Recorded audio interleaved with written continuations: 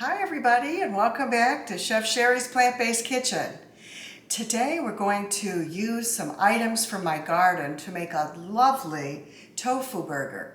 Now a lot of people say, ugh, tofu, I don't like how it tastes, it's so bland. Well, to eat tofu, it's everything that you season it with that brings out its flavor. So yes, eating tofu by itself would be very bland, but what we're going to do today, I'm going to show you how to make these burgers that I found on the Whole Food website many years ago, and I've been making them for years. They are really good. So here we go. I opened up a package of West Soy tofu, and I had two big chunks of it. Now a lot of times, you're going to try and get the water out of tofu because there's a lot of water in it, but we want to keep these burgers moist so you don't have to do anything but throw them in a bowl and use your hands that are properly cleaned and just mush it up. So it looks almost like scrambled eggs in there. You don't want any chunky pieces, just get it nice and mixed up with your hands. And that takes all of about, 10, 15 seconds. I mean, you're going to be shocked how fast these burgers go together, and you can always freeze them if you have too many. You could make them into a loaf, do whatever you like with them, but we're going to make some burgers. I'll be right back. Just washing my hands. Okay, so here we go. Here's what you add into it. We're going to take some whole wheat flour. Now for those of you who are sensitive to gluten, you may use a gluten-free flour, it doesn't matter. Then we're going to take some cornmeal, followed by some rolled oats. Again, use gluten-free if you can't eat regular ones. Now here's the great part. I've got fresh parsley that I got out of my garden. It was a cup of it. I've chopped it up. That goes into the bowl. And boy, does that parsley flavor these burgers. And then I also had fresh basil. So I'm going to put fresh basil in. And then you can look up the conversions if you're using fresh ingredients versus the dried, like basil or dried parsley. It's usually double. You're going to use double the fresh than you would of the dry. But just go to the website for converting dried herbs to fresh herbs, and it gives you the exact measurements. Then I even had some fresh thyme. There we go. Put that in. So I love that I have all these fresh herbs in here today. And then the last thing is a bunch of just seasonings. I'll tell you what they are. Oh, I forgot the paprika. Hold on one second. I'm glad I noticed that. So here it is.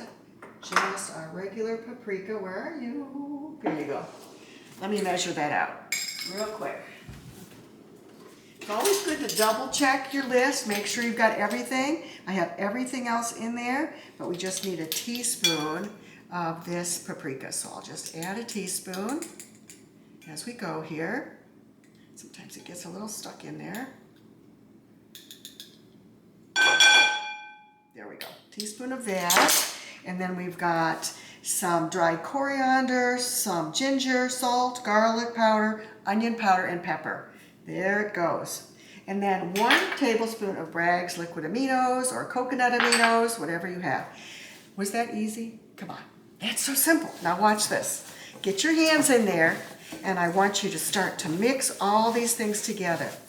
Now we might add a little bit of water because I want to make sure that it's really firm so they'll stick together.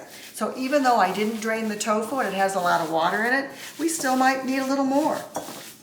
Oh, I can smell it. Can you smell that, Dale? Sure can. What do you think of these burgers? I've had them before and they're great. They're very good, aren't they?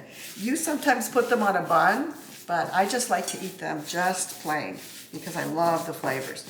Okay, that's it. Now, let me see if I think we need water. Actually, I think they're pretty good. See how they're holding together?